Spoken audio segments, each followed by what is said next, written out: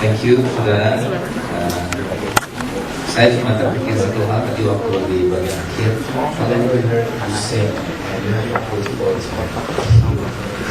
Jadi saya pikir karena menjok banget kan kalau yang ngomong. Never imagine kalau yang dulu gitu. Oke, so dia fokus. Oke, saudara, shalom semuanya. Shalom. Saudara bayangkan aja saya pegang satu meja, walaupun terlihat lucu sepertinya dua. Oke. Tapi kita sebenarnya ada nyala. Oke. Saudara, sebelum kita mulai, saya cuma mau sampaikan sesuatu kepada saudara. Saudara ada di tempat ini baru sudah mulai ya, suaranya kedengaran ya. Oke. Thank you. Oke, saudara, sebelum kita mulai, saya cuma mau sampaikan sama saudara selamat menempati tempat yang baru. Karena ini seharusnya adalah minggu yang keempat, kalau saya nggak salah ya. Dan saya adalah yang diminta menyampaikan yang terakhir di bulan Januari tentang pesan profetik gitu ya. Ini satu permintaan yang teramat sangat luar biasa berat. Karena saudara, pesan profetik itu bicara tentang apa yang Tuhan mau sampaikan kepada saudara. Nah, sebelum saya bicara tentang apa yang Tuhan mau sampaikan di tengah-tengah kita semua, I just want to say thank you. Kenapa, saudara? Karena saudara punya seorang pastor yang juga adalah my pastor dan juga elder of the church, Kak Seno, yang sudah menjadi blessing buat kami. Dan in fact, hari ini kami tukeran mimbar sebenarnya, karena nanti jam 1 Kak Seno akan menyampaikan firman Tuhan di tempat saya, dan saya minta untuk menyampaikan pesan. Jadi, ya, kita kan harus saling melengkapi gitu ya, saudara. Dan saya percaya bahwa kehadiran Kak Seno di tempat kami sudah jadi berkat. Bahkan when I say dia adalah my pastor, saudara harus tahu bahwa pastor has to have pastor.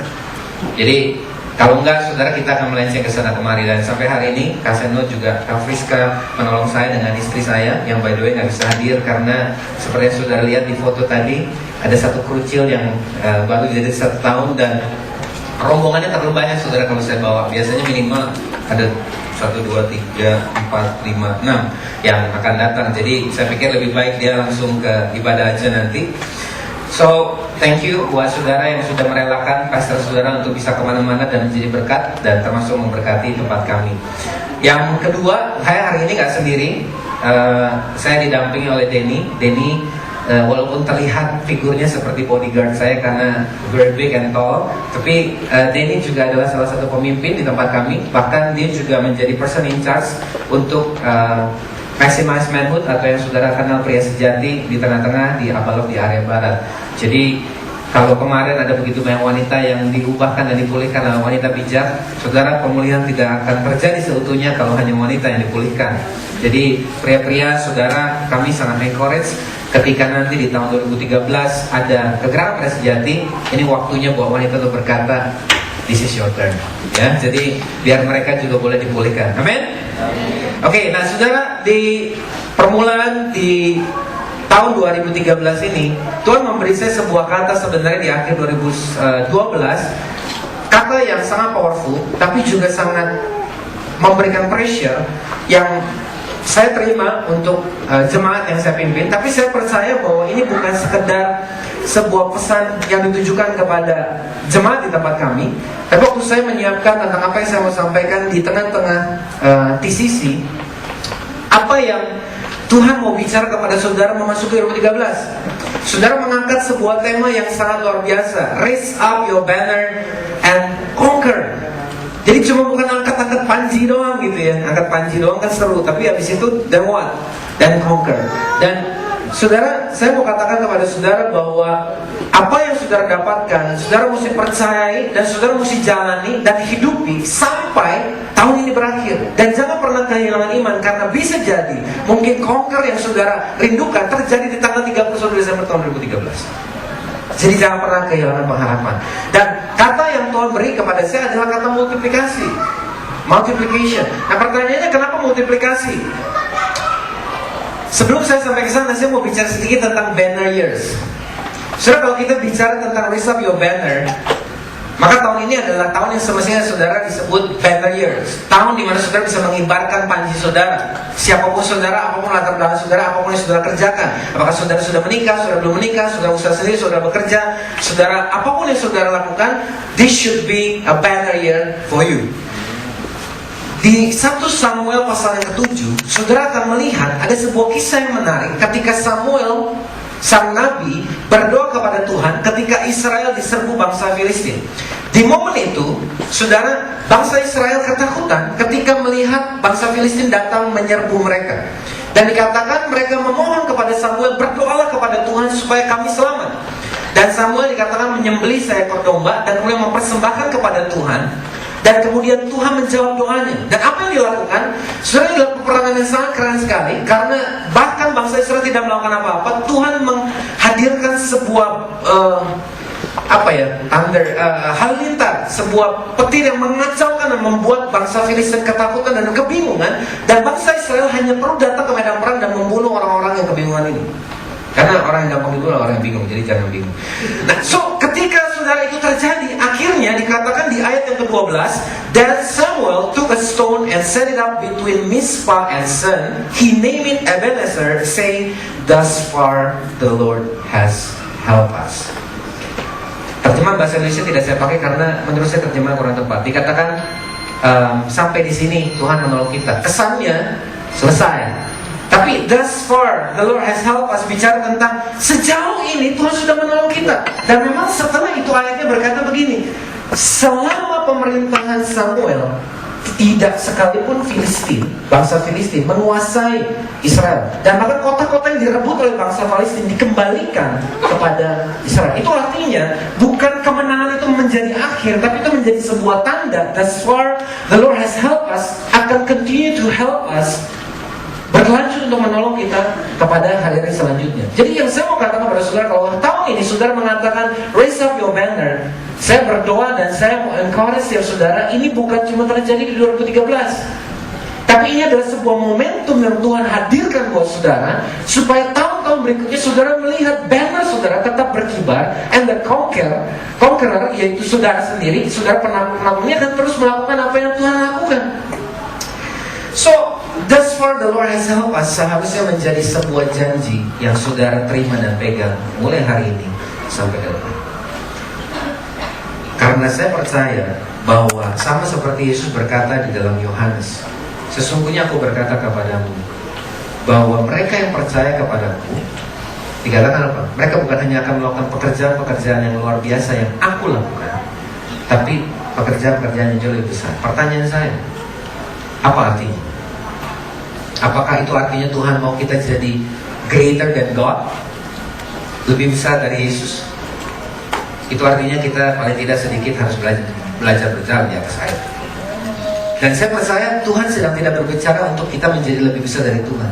Tapi saudara bayangkan begini, ketika Yesus berjalan di muka bumi ini sebagai seorang manusia, dia melakukan hal-hal luar biasa. Dia menyembuhkan orang sakit, dia mengusir setan, dia bahkan melakukan perkara-perkara yang tidak pernah dilihat oleh orang. Pertanyaannya, hari ini ada berapa Yesus di muka bumi? Banyak sekali. Karena Yesus yang sama, yang waktu itu berjalan sebagai manusia, sekarang ada dalam diri setiap saudara orang-orang percaya. Jadi artinya kalau satu Yesus can do a lot of things, great things, melakukan hal luar biasa, gak heran Yesus berkata bahwa engkau akan melakukan pekerjaan yang jauh lebih besar. Karena sekarang Yesusnya banyak. Ada Kristus-Kristus kecil yang ada dalam diri saudara dan saya yang melakukan pekerjaan yang luar biasa. Dan paling tidak, kalau hari ini ada 200 orang, kita melakukan di 200 titik atau tempat yang berbeda. Saudara yang di kantor, saudara yang ada di rumah tangga, saudara yang di keluarga, saudara yang di pekerjaan saudara, saudara melakukan greater things, dilakukan di tempat yang terpisah oleh orang yang berbeda dan menghasilkan impact yang luar biasa besar. Itu yang dimaksud greater things, hal yang jauh lebih besar daripada yang Yesus kerjakan. Jadi kalau kita diminta untuk melakukan hal yang besar, bukan karena kita menjadi lebih besar daripada Yesus, tapi karena Yesus sendiri sekarang ada di dalam diri setiap kita dan melakukan hal-hal yang besar melalui saudara dan saya. Itu pembukaan. Better year. Pertanyaannya, terus apa yang luar biasa dari multiplikasi? So what gitu loh? What's great about multiplication? Banyak orang berpikir begini, multiplikasi itu sebenarnya nggak terlalu menyenangkan, karena yang tadinya 1 dipisah, 1 menjadi 2, 2 menjadi 4, 4 menjadi 8 dan seterusnya. Nggak menyenangkan kenapa? Karena kok sepertinya yang tadinya 1 sekarang dipisah-pisah. Bukankah kekuatannya jadi lebih kecil nantinya? Kita udah gak ketemu lagi dong. Gimana nih kalau rohani udah gak cukup gimana? Harus terjadi multiplikasi misalkan. Lalu gimana dong, kita berpisah dong, lalu semuanya menangis gitu ya. Saudara, Tuhan berikan kepada saya sebuah pencerahan tentang ini.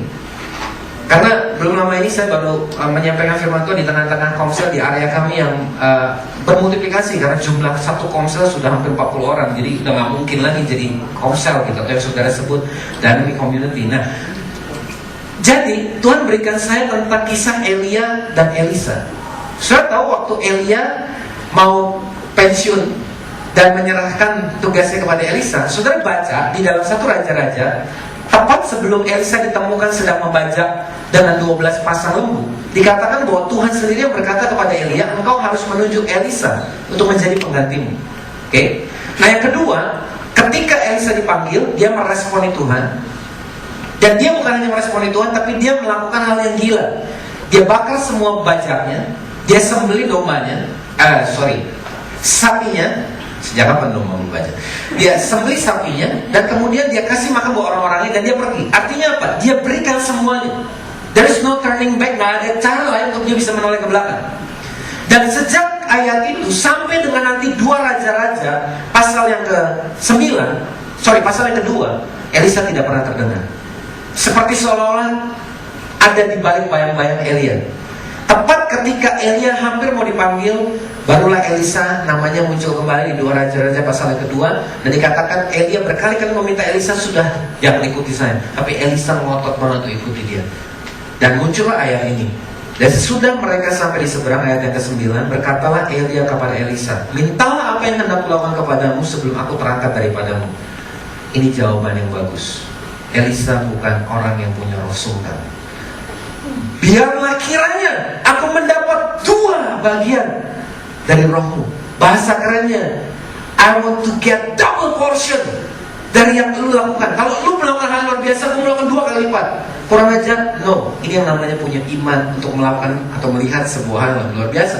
Dan ketika Elisa mendapatkan roh itu, dikatakan memang sejak hari itu diceritakan di dalam 2 Raja-Raja, Elisa melakukan hal-hal yang amazing.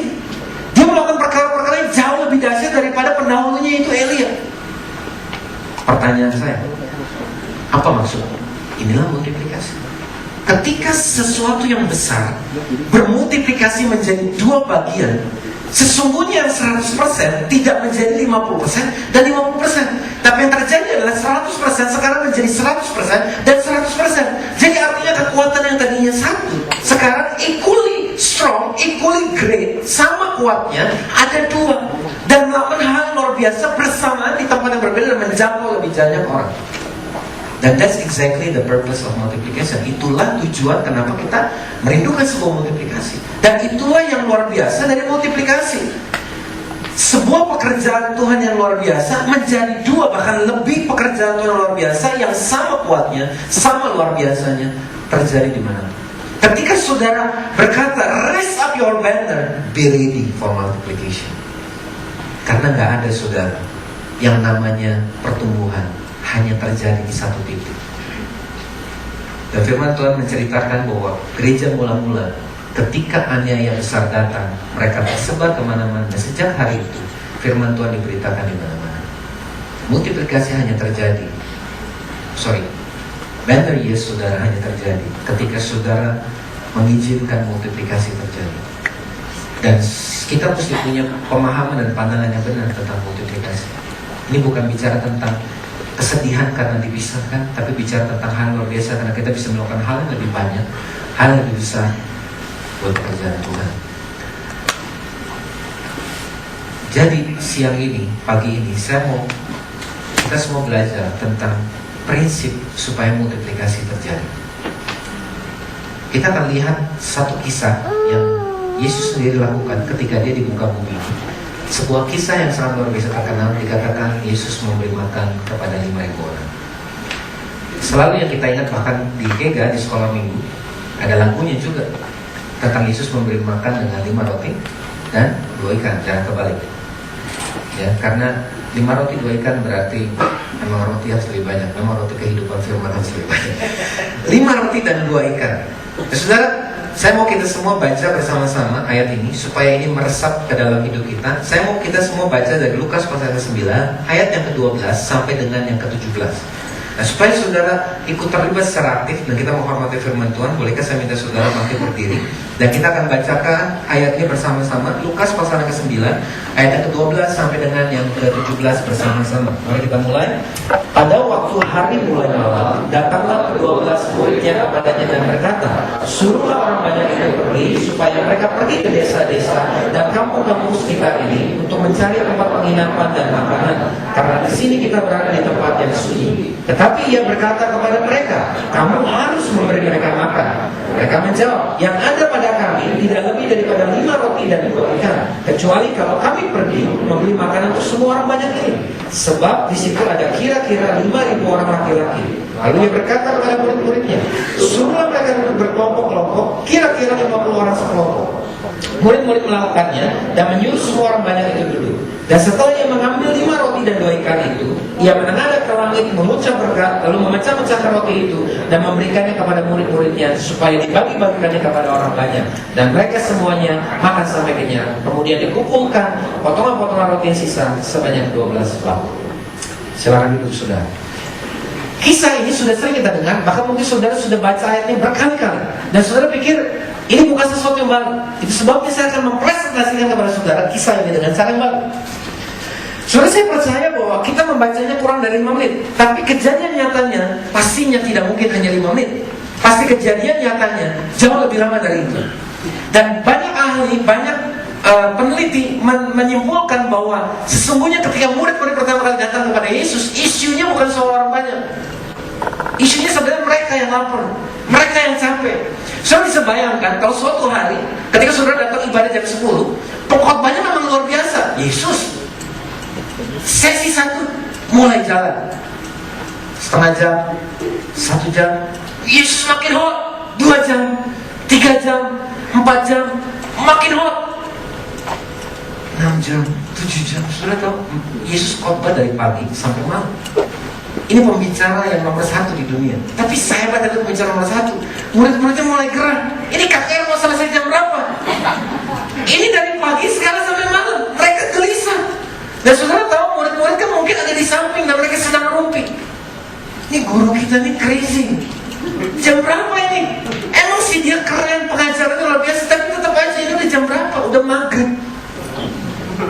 Tentunya kita tahu murid yang paling bersuara, Petrus akan mulai berkata, oke, gua tahu apa yang harus kita lakukan.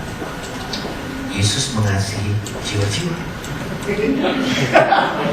So datang sama dia dan katakan, Yesus, lihatlah orang banyak. Kasihan, coba lihat mukanya. Udah pada kecapean. Ini udah malam. Ada 5.000 laki-laki. Dan saudara waktu itu, mohon maaf buat teman-teman wanita, memang soal itu pria. Jadi kalau kita asumsikan 1 orang keluarga berencana, 1 orang suami dan 1 istri dan 2 orang anak, berarti 4 kali 5.000 berarti ada nobar 20.000 orang hari itu. Jadi dia bilang, Petrus kemudian berkata kepada murid yang lain, mari kita datang kepada Yesus dan katakan, ini ada 20.000 orang, kasihan banget. Mereka udah kelihatan mukanya udah loyo semua, kita harus kasih mereka makan.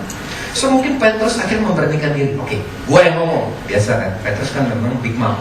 So dia datang kepada Yesus, Yesus sedang berkhotbah dan bilang, maaf ya, sebentar. Maaf.